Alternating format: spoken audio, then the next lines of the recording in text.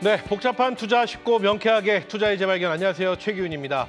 자, 지난해 연말 환율이 무섭게 급등했습니다. 최근 1,440원대에서 움직이더니 오늘 장중 1,450원대를 다시 돌파했는데요.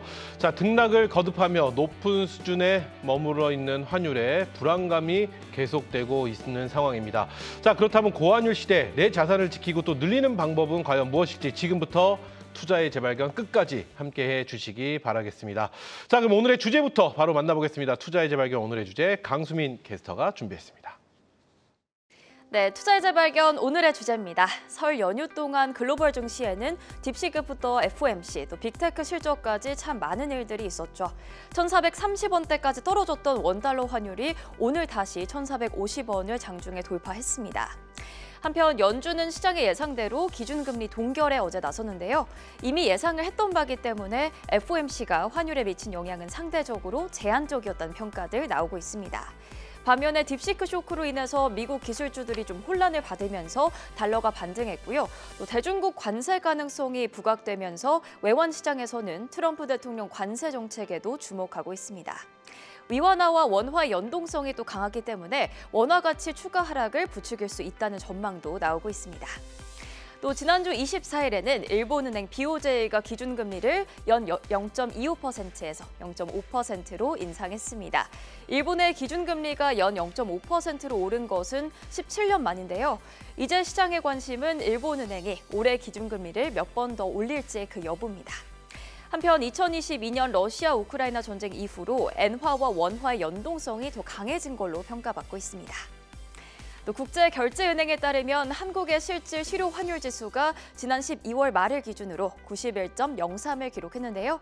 100을 넘으면 기준 연도 대비 고평가, 또 100보다 낮으면 저평가가 되어 있는 건데 엔화 약세를 겪고 있는 일본이 71.3이고요.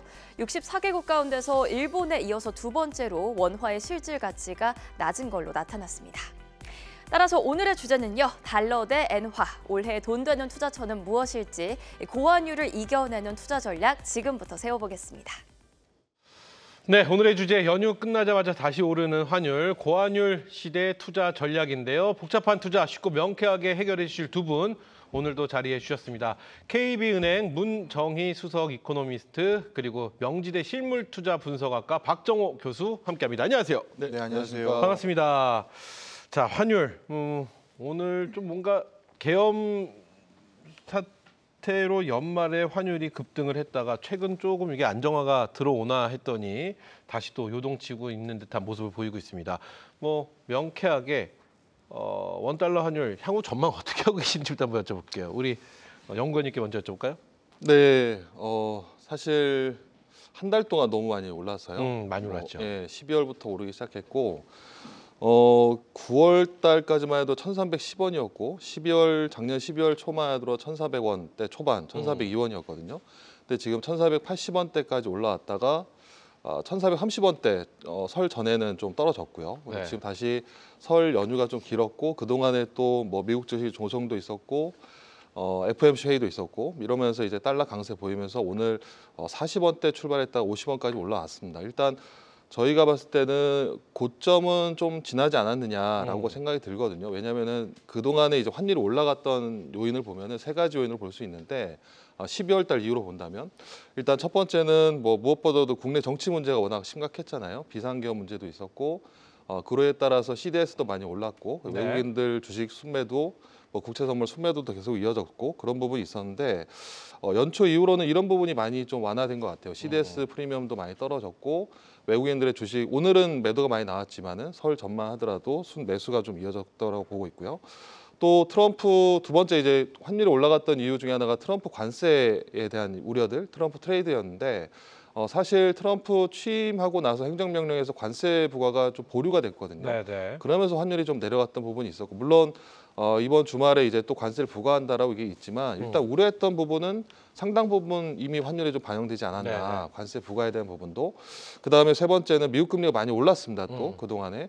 미국 경기 좋다라는 부분 때문에. 근데 최근에 지표들 물가 지표도 좀 둔화되고 다음 달에 나오는 이제 고용 지표도 조금 슬로해질 걸 보기 때문에 이제 그런 리스크한 부분들은 이미 좀 정점을 좀 형성하지 않았나. 근데 이제 다만 예측하지 못할 이벤트들, 예를 들어서 트럼프가 얼마나 관세를 더 때릴 건지, 네. 그다음에 미국 금리, 미국 경제가 더 좋아지면서 물가가 다시 올라오고 금리가 더 올라갈 수 있기 때문에 이제 그런 영향은 있지만 12월 달, 1월 달 들어와서 가장 우려했던 세 가지 요인은 좀 정점은 좀 지나지 않았느냐. 하지만 완전히 해결된 것은 아니기 때문에 그래도 당분간은 아마 1,400원대 초중반 정도에서는 당분간 좀 이어질 것 같다라고 봐야 될 것 같습니다. 그래요. 자, 좋습니다. 우리 교수님께도 뭐 같은 질문 일단 드렸는데 향후 어떻게 전망하시는지와 함께 우리가 궁금한 건 설 연휴 동안에 FOMC가 있었습니다. 예상대로 금리는 동결을 했고요. 하지만 이 트럼프 대통령이 금리 인하의 압박에 나서는 모습인데 이게 우리 환율에는 어떤 방향으로 흘러갈 거라고 예상이 되시는지도 함께 한번 여쭤보겠습니다. 네, 사실 많은 분들이 이제 환율 조닝에 대해서 질문들을 많이 하시더라고요. 비즈니스 하는 분들 입장에서는 어느 정도의 환율대를 기반으로 해서 거래를 성사시켜야 되느냐, 이게 관심이 많은데요. 제 소견으로는 당분간은 1,300원대는 좀 기대하기 어렵고 1,450원을 전후해서 계속 넘나들 것 같습니다. 그렇다고 1,500원 선이 깨질 것으로도 보이지가 않고요. 그렇게 전망하는 이유들이 몇 가지가 있는데요. 일단 국내적인 악재 중에 하나였던 우리 내부의 계엄 이슈, 이런 것들은 뭐 하는 발표에 따르면 30원 정도의 효과라고 했었습니다만 그것은 이미 시장에 다 반영된 리스크라고 볼 수가 있고요. 그리고 단기간에 환율을 급격히 올렸던 가장 큰 요인은 사실 관세입니다. 어떻게 1,300원대 있었던 게 이렇게 단기간에 100원 이상 상승할 수 있느냐라고 말씀하시는 분들이 있는데 이게 관세이기 때문에 그렇습니다. 좀 설명을 드리면요. 미국에서 선거 기간 중에 트럼프 대통령이 발표했던 내용들, 전 세계적으로 보편 관세 10% 이상, 중국에겐 60% 이상의 관세를 부과하겠다라는 그 메시지, 만약에 그걸 그대로 수행하게 됐었을 땐 전 세계 교역을 하는데, 특히 미국을 대상으로 교역을 하는데 달러가 최소 20% 가까이 더 필요하게 되는 겁니다. 우리가 관세라는 것은요, 물건이 팔리든 팔리지 않던 선적해서 보내는 순간 부과되는 거예요. 따라서 미국과 비즈니스를 하기 위해서는 1차적으로 관세를 지불해야 되는 것이거든요. 그 얘기는 무슨 소리다? 전 세계적으로 많은 기업들이 미국과 교역을 하기 위해선 그동안 필요했던 달러에서 10% 이상이 더 필요하게 된 것이고 중국이 차지하는 비중이 전 세계에서 또한 GDP 기준으로 한 20%가 넘는 수준이니까 그것까지 가중치를 고려했었을 때 근 20% 이상의 달러 수요가 더 필요한 상황이 돼버린 겁니다. 따라서 그런 것들을 단기간에 반영했었을 때 1,400원대까지 올라가는 건 지극히 당연한 수순이었다, 이렇게 보시면 되겠죠. 바로 그런 관세 효과 때문에 이렇게 급등한 것인데요. 정작 취임사에서 발표한 내용은 기존의 어떤 본인이 제시했던 것보다는 톤앤매너가 좀 뭐랄까요, 뒤로 한 발짝 물러난 수준이기 때문에 그래서 지금 약간 순해졌다 이런 논의. 그렇죠. 지금 1,450원대에서 횡보할 것으로 보여지고요. 트럼프 스타일상 다른 나라가 이 관세 부과 안 하는 대신 어떤 행보를 보일지를 지켜보는 나름대로 인터벌 기간이 있을 것이기 때문에 저는 올 상반기 때까지는 1,450원을 내외로 해서 움직이는 것이 결국 최종 흐름이 아닐까, 이렇게 전망하고 있습니다. 1,450원을 내외로 1,500까지는 안 갈 것이고 1,300까지 또 떨어지지도 않을 것 같다, 이렇게 말씀해 주셨습니다. 자, 그럼 우리 연구원님께도 여쭤보겠습니다. 앞서 뭐 가장 관세에 주목해야 되는 건 아무래도 트럼프 2기 행정부다, 이렇게 말씀을 또 해주셨는데 환율 어떤 예측을 하고 계신지 한번 여쭤보겠습니다. 지금 뭐 우리가 말씀해 주신 대로 관세와 대중무역 정책이 가장 큰 화두인 상황인데 우리 연구원님은 이렇게 말씀해 주시니까 좋으네요. 어느 선에서 위아래로 어느 정도 폭까지 향후 오를 것 같다, 혹은 빠질 것 같다, 어떻게 예측하시나요? 일단 트럼프 트레이드를 좀 되짚어 보면은 사실 작년 10월부터라고 좀 봐야 될 것 같아요. 왜냐면은 그 10월부터 이제 트럼프가 승리할 가능성이 높아졌고 트럼프 그 전에 이제 후보자 시절에도 계속 이제 공약을 계속 얘기하면서 미국 우선주의 얘기나 보호무역 얘기들, 그다음에 관세 얘기들을 계속 했기 때문에, 그러면서 이제 아시아 통화들, 그리고 멕시코나 브라질, 그리고 한국 원화, 전반적으로 좀 약세를 보였거든요. 트럼프 트레이드 영향이 좀 뭐 10월, 11월까지 영향을 미쳤다고 본다면 뭐 1,300원대 초반에서 1,300원 후반대까지 약 거의 한 100원 정도, 한 6, 7% 정도 올랐던 부분이 있었던 것 같고요. 그게 아마 트럼프 관세에 대한 우려들 때문에 상당 부분 원화의 약세 요인으로 작용하지 않았나라고 보고 있습니다. 트럼프가 일단 미국 그 대통령을 취임하고 나서 아직은 이제 관세부가 얘기는 안 했지만 뭐 실제로 2월 1일 날 부과할 것이다라고 얘기하고 있고요. 이제 멕시코, 캐나다에 이어서 이제 중국에 대한 추가 관세 얘기도 하고 있고, 그래서 이제 실제로 우리 입장에서 본다면 멕시코, 캐나다보다도 중국에 얼마나 관세를 부과할 거냐가 네네. 가장 중요한 것 같아요. 그래서 시장에서는 뭐 10%부터 뭐 최대 30%, 하지만 트럼프가 공약을 내세운 거는 최고 60%였거든요. 그래서 아마 60% 관세까지 부과한다면 위안화가 그동안 2018년에도 본다면 미국이 이제 중국에 20% 관세를 부과했을 때 대략 위안화 환율이 5% 정도 절하가 됐었거든요. 그래서 이 그러니까 중국 같은 경우는 관세를 피하기 위해서 위안화 환율을 절하시키면서 그것을 관세에 이제 이연시키는 그런 영향을 미쳤다는 거죠. 그래서 해외 IB들 보면은 만약에 미국이 중국에 60% 관세를 부과한다면 아마 중국 위안화가 7.8위안까지 뭐 8위안 얘기도 있습니다. 그럼 한 6에서 7% 정도 상승할 것이다. 그러니까 위안화 절하죠. 그렇게 본다면 아마 중국도 그 위안화 절하 때문에 아마 원화까지도 영향을 미칠 것 같아요. 그래서 원화도 위안화가 동조화가 심하기 때문에 만약에 미국이 중국에 30% 이상 뭐 최고 60%까지 관세를 부과하고 그에 따라 중국 정부가 관세 효과를 시석시키기 위해서 위안화 절하로 이어진다. 네. 그래서 60% 정도의 위안화 절하를 용인한다면 아마 대부분의 아시아 통화들, 특히 한국 원화도 마찬가지고 대략적으로 5% 이상의 추가 절하 효과가 있을 거고요. 그렇게 본다면 뭐 1,500원까지도 충분히 넘어가지 않겠느냐라고 보고 있습니다. 근데 다만 만약에 60% 관세를 부과한다면 미국의 소비자들 입장에서 더 비싼 가격으로 제품을 사야 되기 네네. 때문에 그에 따른 이제 소비 구축 효과가 생길 거라고 보는 거죠. 구매력이 떨어질 거고, 그러면 미국 소비 입장에서도 안 좋기 때문에 트럼프 입장에서는 그동안에 본다면 사실 관세 같은 경우는 협박용이었거든요. 네네. 협상용. 그렇죠. 그렇기 때문에 실제로 60%까지는 아닐 것이다. 그러나 최소 10%에서 최대 한 30%까지 관세를 부과할 가능성이 높고, 그럴 경우에는 추가적으로 위안화가 적어도 2에서 3% 이상의 위안화 절하 효과가 있을 것이다. 그럼 원화도 대략 그 정도의 상승 효과, 그렇게 본다면 대략 1,500원 정도로 시장에서는 예상을 하고 있습니다. 1,500원. 네.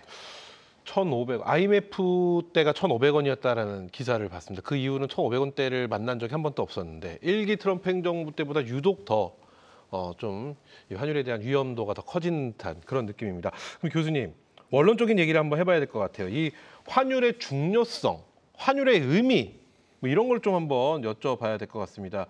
일단 이 모든 것에는 양단이라는 게 있잖아요. 금리가 높아져도 금리 수혜주가 있고 피해주가 있듯이. 근데 환율은 양단을 아직까지는 발견을 못했습니다. 일단 환율이 높아지면 외국인들이 우리 시장에 들어오지 않는다라는 정도. 그렇기 때문에 이 환율은 도대체 투자에서 얼마큼 중요성이 높은 것이고 이 의미가 무엇인지 원론적인 얘기를 한번 들어보고 싶습니다. 네, 사실 요즘 미국 주식에 투자하시는 분들이 많기 때문에 환율의 중요성을 몸소 체험하신 분들이 많은 것 같습니다. 예를 들어서 본인이 투자한 종목이 실질적으로 매수 금액보다 떨어졌음에도 불구하고 저는 이득을 보고 있어요라고 하는 분들이 종종 있는데 그게 바로 환차익 때문이죠. 따라서 환율이라는 것 자체만으로도 우리가 투자 매력도가 생긴다라는 걸 아마 직접적으로 느끼신 분들이 많으실 거라고 생각이 듭니다. 그런데 경제에서 환율이라는 게 어떤 의미를 담고 있냐면요. 환율이 어떤 형태에서 조닝을 잡고 있느냐에 따라서 돈의 흐름과 그리고 실물 교역의 흐름을 결정한다. 이렇게 네네. 말씀드릴 수가 있어요. 그래서 환율이 어떤 선에 서 정해지느냐에 따라서 A 국가에서 B 국가로 직접 수출하는 것이 A 국가에서 C 국가를 거쳐서 B로 간다든가 아니면 반대 흐름이 일어난다든가 자금은 더 말할 것도 없고요. 네. 따라서 환율을 안다라는 것은 결국 돈의 흐름, 실물 흐름을 안다는 건 기업들의 실적과 관련된 것이거든요. 네네. 따라서 요즘처럼 환율의 변동성이 커질 때는 투자할 때 반드시 영순위로 검토해야 되는 게 사실은 환율부터 체크해야 된다. 이렇게 말씀을 드리고 싶어요. 네. 사실 환율이라는 게 계속 불확실성이 높은 것은 아닙니다. 예전에 우리나라도 한때는 적정 환율 때인 1,100원, 1,200원대를 계속 유지했었던 적이 있었잖아요. 네네. 그럴 때는 환율이 투자에 있었을 때 중요한 변수로 작동하지 않습니다. 하지만 요즘처럼 환율의 변동폭이 커졌을 때는 그것 자체만으로도 투자 손익이 달라질 수가 있고요. 또 좀 전에 말씀드린 것처럼 환율 때문에 환차익까지도 고려해서 어느 나라 또는 어느 종목으로 자금이 몰리다 보니까 전체 증시의 수급을 좌지우지하는 요소이기도 하거든요. 그런 차원에서 요즘 투자하실 때는 환율부터 챙겨야 된다 해도 과언이 아닙니다. 그래요. 참 한때는 우리 수미 씨는 아시고 있지만 한때는요 환율 원달러 환율하면 1,200원이 약간 고유명사 같았어요. 뭐 다들 아시잖아요. 수미 씨 혹시 모르시죠? 전 모릅니다. 네, 원달러 환율 하면 1,200원이 그냥 고유명사였는데 요즘은 네. 그 시절이 왜 이렇게 좀 그립나라는 생각을 할 정도로 환율이 높이 치솟고 있습니다. 자, 그럼 우리 교수님께 연구원님께 이거 한번 여쭤보고 싶습니다. 지금 뭐 쓰리고라 가잖아요. 고물가, 고환율, 고금리. 이럴 때면 투자처 찾기가 정말 힘들다라는 얘기가 여기서 나오고 있는데 이렇게 그렇다고 우리가 또 투자에 손을 놓고 있을 수도 없고 이럴 때는 어떤 투자처를 좀 찾아보는 것이 가장 현명한 방법일까요? 네, 맞습니다. 고물가하고 고금리, 고환율은 같은 방향이라고 좀 볼 수 있을 것 같고요. 네네. 사실 환율 앞에서 이제 교수님도 말씀하셨지만 저희가 봤을 때 환율은 금리를 얘기하거든요. 금리차. 그러니까 금리가 만약에 미국과 원달러 환율이라면은 미국과 한국의 금리차라는 부분인데 네. 금리차가 높은 쪽으로 자금이 이제 흘러가겠죠. 그래서 지금은 미국의 금리가 높기 때문에 원달러 환율이 계속 올라가는 현상이 나타나는 거고 또 금리가 높다라는 얘기는 그만큼 물가가 높다라는 거거든요. 그렇죠. 미국 물가가 훨씬 높기 때문에 한국 물가보다 높기 때문에 미국의 금리가 높은 거고 그래서 달러가 더 강세를 보이는 거고요. 사실 이러한 현상은 앞에서 뭐 앵커님도 말씀하셨지만 1,200원 정도에서 계속 움직이다가 지금 올라간 거는 불과 3년밖에 안 됐습니다. 2022년. 2022년부터 시작됐던 부분이었고 2022년부터 1,300원대 환율을 저희가 이제 보기 시작했는데 과거에는 1,250원이 사실상 이제 임계치였거든요. 그 이상을 넘어가긴 어렵다라고 봤었는데 넘어갔던 이유도 사실 고물가이고 고금리의 고환율이고요. 근데 사실상 금융위기는 일어나지 않았거든요. 네. 발생하지 않았습니다. 과거 같았으면은 벌써 이제 위기가 발생했을 텐데 그런 이유는 강달러 때문이라는 거고 사실상 위기하고 환율하고는 좀 다른 이제 양상이라고 봐야 될 것 같고요. 네. 만약에 이제 고물가라고 본다면 고금리 고물가라고 본다면 지금 시대는 물가를 올라가는 거에 대한 해지할 수 있는 수단이 필요한데 그 수단은 이제 보통 얘기하는 이제 실물 자산을 많이 얘기하거든요. 대표적으로 금이 이제 그런 현상이죠. 예, 금 가격도 많이 올랐기 때문에. 근데 이제 금 같은 경우는 미국 금리하고 또 역상관이 있습니다. 금리가 올라갈 때는 금 가격이 떨어지고 금리가 떨어질 때 또 금이 또 각광을 받거든요.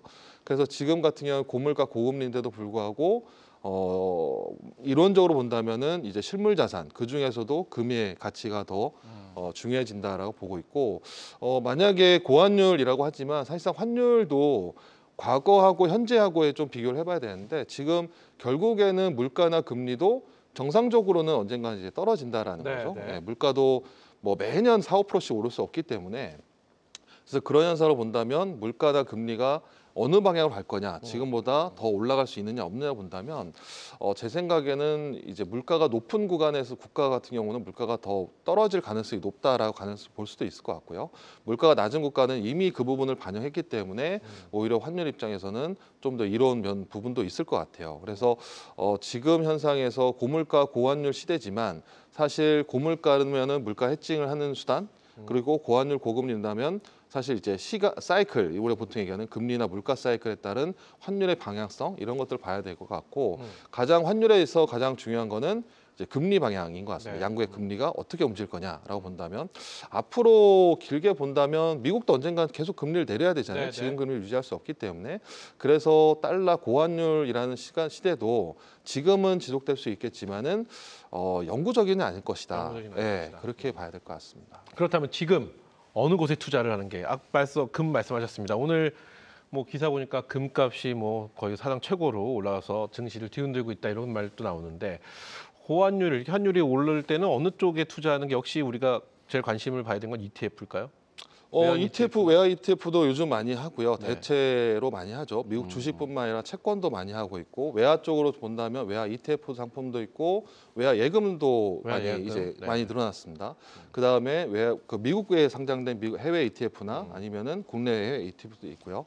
또 외화 보험 상품도 좀 많이 들어와 있습니다. 최근에 이거 세금의 성격이 있기 때문에 그래서 뭐 ETF도 괜찮고 요즘 많이 뭐 부자들 많이 네. 한다는 부분은 외화 예금 금리가 높기 때문에 그다음에 뭐 세금이나 아니면 뭐 상속 증여를 위해서는 외화 보험도 많이 가입하고 있거든요. 그래서 앞으로 본다면 장기적으로는 아마 외화 쪽을 해외 주식, 해외 채권뿐만 아니라 ETF 상품이나 예금, 보험 상품들은 아마 계속적으로 신상품으로 계속 나올 수 있기 때문에 이런 부분은 좀 긴 시각으로 수익률을 보면서 그 투자하시는 것도 괜찮지 않을까라고 보고 있습니다. 외화 ETF가 아무래도 그래도 개인 투자자분들이 가장 접근하기가 그렇죠. 좀 제일 쉬울 것 같다 이런 생각도 듭니다. 자, 그렇다면 외환 ETF에 대한 또 투자법이 있다라는 것도 말씀해 주셨는데 무엇보다 중요한 건 뭐니 해도 머니라고 수익률입니다. 그렇죠? 외환 ETF의 수익률 또 강수민 캐스터가 또 준비해줬죠? 네, 맞습니다. 주요 외화 ETF들의 수익률 함께 체크해 보도록 하겠습니다. 최근 1개월 수익률부터 체크해 보시죠.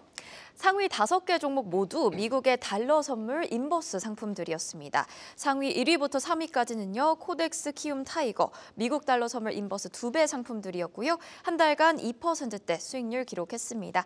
나머지 4, 5위는요. 1%대 기록을 했고요. 다음 장으로 3개월 수익률도 확인해 보겠습니다. 1위부터 3위까지 지금 미국 달러 선물 레버리지 상품들이고요. 3달간 12% 급등했습니다. 또 4, 5위는 키움, 코덱스, 미국 달러 선물 상품들이었는데 6%대 수익률을 기록한 모습입니다. 그래요.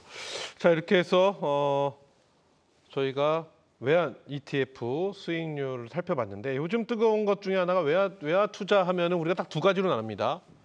굉장히 다양한 국가가 있지만 우리가 달러와 엔화 딱 두 개로 나누는데 우리 교수님께 다이렉트로 여쭤보겠습니다. 내가 만약에 투자를 한다. 달러 대 엔화 어느 쪽을 먼저 투자를 하실까요? 지금 엔화는 25bp를 올린 그런 상황이고요. 그리고 향후 1년간 한 1% 정도 올릴 거라는 예측이 나와 있고 모르겠습니다. 달러는 지금 어떻게 향방을 모르겠습니다. 어느 쪽에 투자하는 게 가장 현명한 방법일까요? 저는 아직까지는 달러에 투자하는 게 더 맞지 않을까라고 생각을 하고 있습니다. 그 이유를 좀 설명을 드리면요. 전 세계적으로 지금 미국의 정책 기조가 미국 내에서 제조업을 육성하는 데 방점이 찍혀져 있는데 그러다 보면 어떤 일이 일어나냐면 중장기적으로 환율의 조닝이 우리나라뿐만 아니라 많은 국가들이 예전 수준으로 돌아가기가 어려운 구조적인 상황이 생깁니다. 그래요. 우리나라를 가지고 좀 말씀을 드리면서 일본 얘기도 드리면요. 우리나라 같은 경우는 다음 먹거리라고 할 수 있는 2차 전지, 전기 자동차, 반도체 등등 여기에 대한 우리나라 슈퍼 앵커 기업들, 대기업들의 제조 공장이 22군데 가까이가 전부 미국에 건립되고 있어요. 그 얘기는 무슨 소리냐? 이런 업종들이 수혜를 받으면서 실적을 내는 일이 이제 뭐 1년이든 2년이든 도래한다 하더라도 그 회사들이 내는 실적으로 인한 달러 수급이 국내로 반입되는 게 아니라 미국 현지 법인에서 성과가 잡히기 때문에 기업들은 실적이 높아졌다고 함에도 불구하고 국내에는 달러 수급이 안 되는 희한한 현상들이 생기기 시작할 겁니다. 현재 공장이 있는 상황에는 그런 일이 많이 벌어진다는 그렇죠. 거죠? 그거는 미주 법인에서 거둬들이는 수익일 테기 때문에 그걸 매달마다 국내로 송금하거나 그러진 않거든요. 계속 기업의 원칙에 의거해서요. 이런 현상이 언제 일어났었냐면 1990년대 중후반부터 일본에서 야기됐습니다. 플라자 합의 등등을 통해서 미국이 일본을 압박하기 시작하면서 엔화가 너무 높아지니까 더 이상 일본 내부에서 생산하는 것은 가격 경쟁력을 유지할 수 없게 됐거든요. 그래서 일본의 많은 기업들이 그 전까지만 하더라도 모노주꾸리 정신, 흔히 말해서 일본의 장인 정신이라 해서 일본 제품은 일본인 아니면 누가 만들 수 있느냐 해서 공장 대부분이 국내에 있었던 게 상당했었는데 그런데 이 엔고 때문에 견디질 못하고 공장을 해외 이전을 본격화하기 시작했습니다. 그리고 났더니 어떤 일이 생겼느냐? 일본 기업들이 실적을 잘 내도 일본 내에 달러가 유입이 잘 안 되는 거예요. 그래서 만성적인 어떻게 보면 적자. 일본 내에서는 달러가 유입 안 되는 일이 생겼죠. 우리나라도 사실 그런 상황에 초입에 놓여져 있다라고 해도 과언이 아닙니다.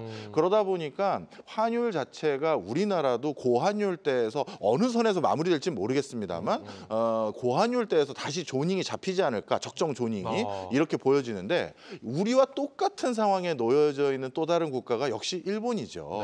일본도 미국에 선도적인 투자를 많이 했음에도 불구하고 추가 투자를 감행하지 않고서는 너희들 제품도 닿지 않겠다라는 거거든요. 따라서 그런 상황에선 일본이 엔화 가치를 높일 수 있는 방법 중에 하나가 달러 수급이 잘 되는 게 하나일 텐데 그렇게 된다 하더라도 그 벌어들인 달러를 다시 미국에 재투자해야 되는 상황이 되거든요. 그러다 보니까 환율 가치만 봤었을 때는 달러가 훨씬 더 엔화보다는 강세 기조로 이어질 가능성이 높다. 이렇게 전망하고 있습니다. 그렇다면 나라면 그렇기 때문에 달러에 투자를 할 것이다. 예. 자, 우리 문정희 연구원께서도 같은 질문입니다. 나라면 네. 엔화와 달러 중에서 어느 곳에 투자를 하겠다. 일단 달러는 비싸고요. 네. 엔화는 쌉니다. 그래서 만약에 뭐 장기적으로 본다면 당연히 싼 걸 사고 비싼 걸 줄이고 싼 걸 사겠죠. 근데 이제 문제는 이제 시기적인 문제인 네네. 것 같아요. 앞에서 말씀 계속했던 것처럼 당장 보이는 이제 방향, 시기나 이런 거 본다면 뭐 3개월에서 6개월, 우리 보통 투자를 짧게 본다면 3개월에서 6개월을 우리 단기라고 보는데 단기적으로 본다면 앞에서 얘기 나왔던 것처럼 고환율 시대 달러 강세이고 또 트럼프의 취임이 있기 때문에 당분간은 달러 강세 기조가 맞다라고 보고 있고요. 달러는 더욱이 또 유연하잖아요. 네. 또 뭐 이런 시장이나 이런 것들에 되게 유연하기 때문에 그렇게 본다면 단기적으로 이런 대외 상황, 글로벌 경제 상황을 본다면 여전히 미국 경제가 다른 일본이나 우리나라보다는 유리하기 때문에 달러가 유리하지 않겠나라고 보고 있고요. 다만 중기적으로 본다면 아니면 장기적으로 본다면 뭐 길게 보고 수익을 낸다, 투자를 하겠다라고 본다면 제 생각에는 비싼 것보다는 싼 게 좀 지키고 갈 수 있지 않을까? 덜 흔들릴 수 있고 그렇게 본다면 일본 엔화는 지금 실질 실효 환율로 본다면 우리가 이제 그 환율 가치라고 통화 가치를 네네. 얘기하는데 엔화의 실질 실효 환율이 거의 한 마이너스 30% 정도 되거든요. 마이너스 25%. 그러니까 엄청 싼 거죠. 그렇죠. 원래 일본 엔화도 장기적으로 엔달러 환율도 본다면 장기적으로는 125엔 정도였어요. 근데 지금 155엔이기 때문에 거의 한 20% 가까이 절하돼 있거든요. 그렇게 본다면 장기적으로도 엔화는 유리하다.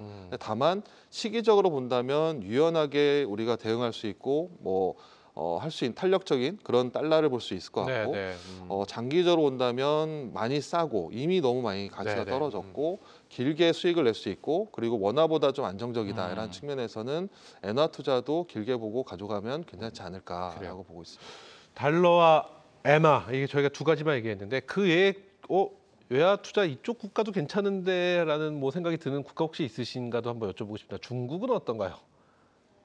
중국에 대해서 좀 말씀을 드리겠습니다.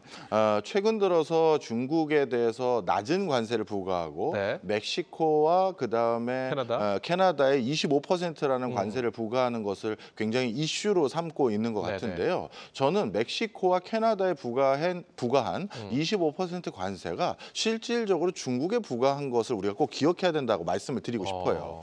2017년부터 2023년까지 중국의 수출액 증감을 보면요. 전 세계적으로 수출이 증가한 비중, 중국이 전 세계를 대상으로 수출이 증가한 비중이 그 기간 동안 49% 정도 증가했습니다. 와우, 그런데 방금 말씀드렸던 캐나다, 그다음에 멕시코, 그다음에 베트남을 대상으로 해서 이 세 국가를 바탕으로 중국의 수출 증가액을 비교해 보면 2배가 늘었어요. 같은 기간 동안. 그리고 IT 품목으로 잡으면 3배가 늡니다. 엄청나네요. 그 얘기는 무슨 소리냐 하면요. 중국이 직접적으로 미국의 수출길이 여러 가지 경로에서 막히다 보니까 우회 수출로로 캐나다와 멕시코, 그다음에 베트남을 선택한 겁니다. 따라서 과거에는 중국의 관세를 몇 % 더 부과하느냐가 중요한 요소일 수 있어요. 그런데 지금은 이제 중국이 미국으로 다이렉트로 부과하는 게 아니라 캐나다와 멕시코 이런 데를 통해서 이미 수출이 가고 있기 때문에 이번 트럼프가 25% 관세를 멕시코와 캐나다에 부과한 것은 물론 멕시코 제품도 있고 캐나다 제품도 있지만 중국에 부과한 것이라고 봐야 될 겁니다. 그렇군요. 따라서 앞으로 트럼프의 관세가 좀 더 중국에게 혹독하게 나온다 하더라도 우리가 생각한 것보다도 위안화의 움직임이 이미 25% 캐나다, 멕시코에 부과된 것으로 인해서 어느 정도 투영이 됐기 때문에 변동폭이 생각보다는 그렇게 크지 않을 것이다. 예전에는 팔던 사람만 매겼으면 이제는 사는 사람까지 매기는 역시 뭐 트럼프. 그렇습니다. 자, 앞서 우리 문정희 연구원께서 말씀해 주신 대로 단기적으로는 뭐 달러가 괜찮겠지만 좀 중장기적으로는 엔화가 또 매력이 있을 수 있다 이렇게 말씀하셨고 중국에 대한 말씀도 하셨는데 중국은 말씀을 들어보니까 이 투자에 대한 중국 돈 이름이 뭐죠? 위안화. 죄송합니다. 위안화에 대한 투자에는 좀 더 매력이 앞서 두 국가보다는 떨어질 수 있다. 이렇게 말씀해 주셨습니다. 자, 그럼 오늘의 주제 고환율 시대의 투자 전략에 대해서 저희가 이야기하고 있는데요. 달러와 함께 떠오르는 엔화 투자, 일본은행이 추가 금리 인상 가능성을 열어두면서 엔화가 또 상대적으로 강세를 보이고 있습니다. 엔화는 어떻게 투자해야 할지 쉽고 명쾌하게 1분 안에 저희가 해결해 드리고자 합니다. 오늘의 핵심 1분 컷 출발합니다.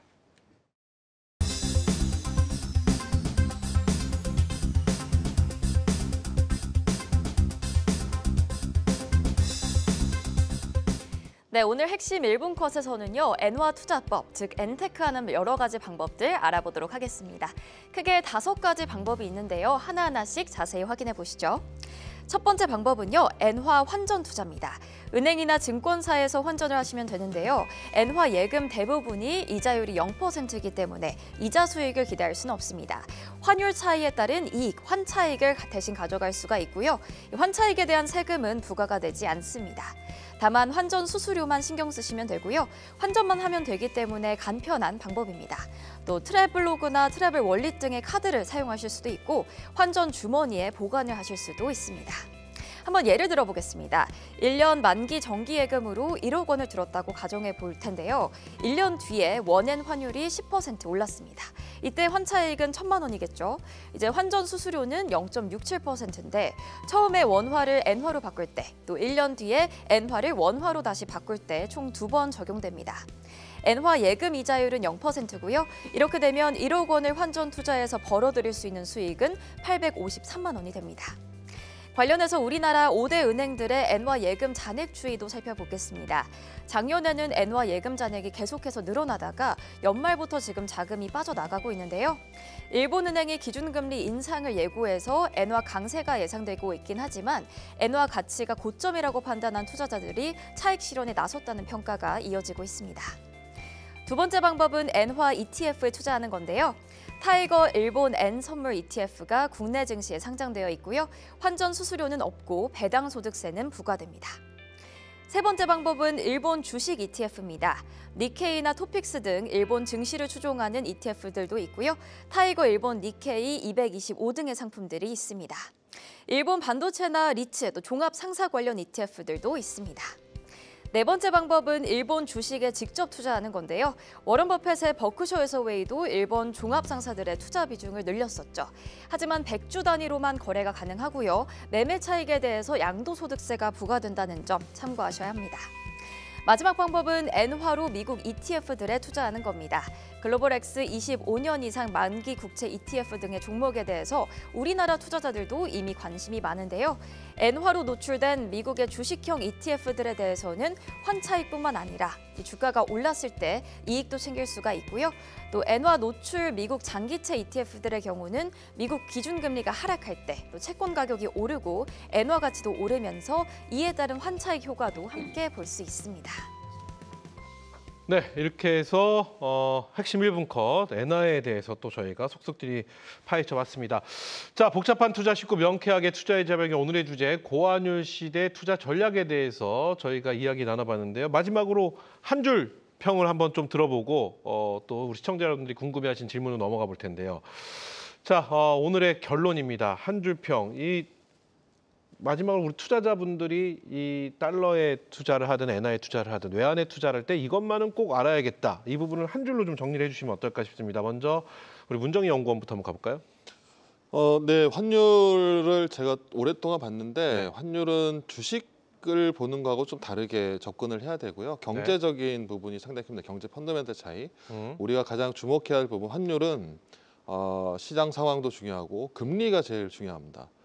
특히 양국의 금리, 대표적으로 미국의 장기 금리가 글로벌 벤치마크 금리이자 환율에 있어서 달러를 결정하는 금리이기 때문에 환율을 볼 때 뭐 시장 이론이나 주식시장 이런 이론보다는 네. 경제적 이론을 좀 봐야 될 것 같고요.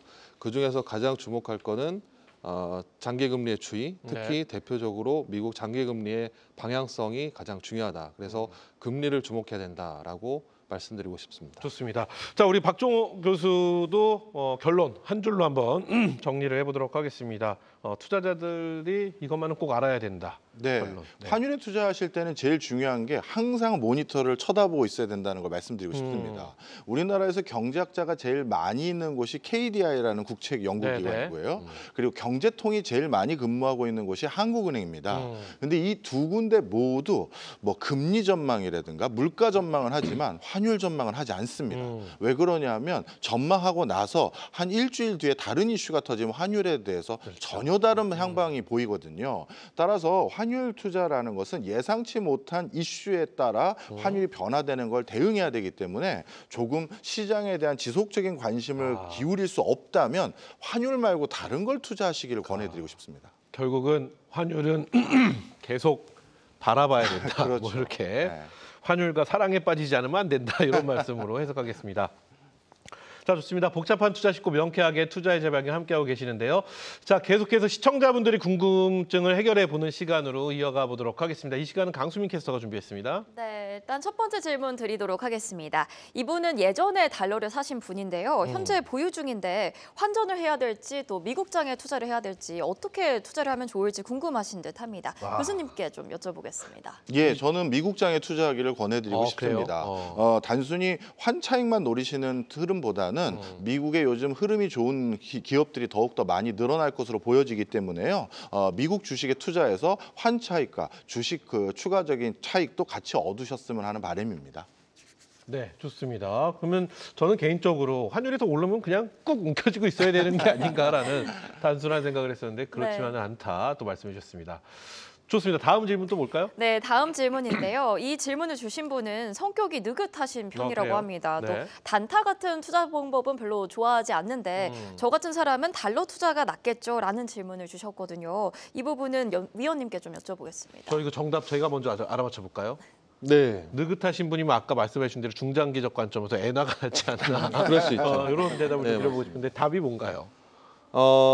제 생각에는 네. 달러 투자 좋죠. 달러 투자 네, 좋습니다. 네. 환 투자는 뭐 계속적으로 해야 될 부분이 있는 것 같고요.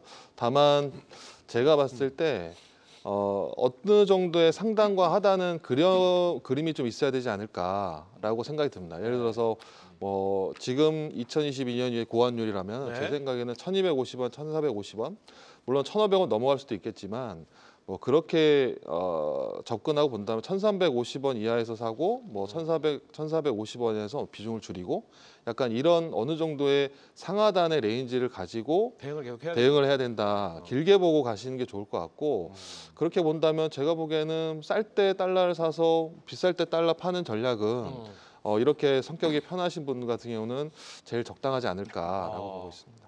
그래요. 좋습니다. 자, 여기까지 우리 시청자 여러분들의 궁금증까지 쉽고 명쾌하게 풀어봤습니다. 자, 오늘 함께해 주신 두 분 그리고 강수민 캐스터는 여기서 먼저 인사드리도록 하겠습니다. 오늘 도움 말씀 감사합니다. 네, 감사합니다.